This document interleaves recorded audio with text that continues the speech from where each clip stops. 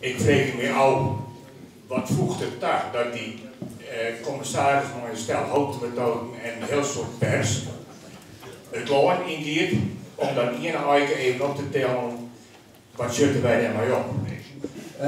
Wat je op voorstel leidt, dat kan ik begrijpen.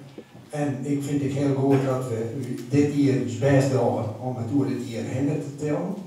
Maar ik wil tegen waarschuwen dat als je voor ons meer is als een aanbieding van eerste ei. Desnoods het eerste ei, maar alle protocol die erbij hebben nog maar opkrijgen, maar dan ophouden.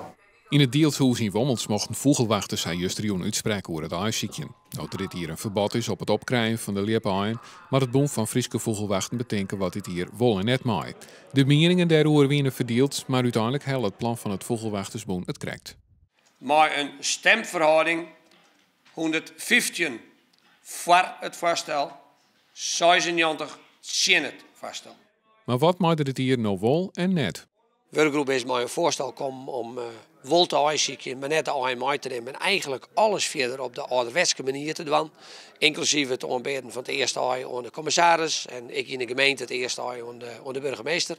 Het BVW wil dus dat burgemeesters het eerste ei in het loon in ontvangst nemen. Maar als dat gebeurt is maar de vraag. Jeder had de Friese burgemeesters in meerderheid om dat ze er net om meedoen willen.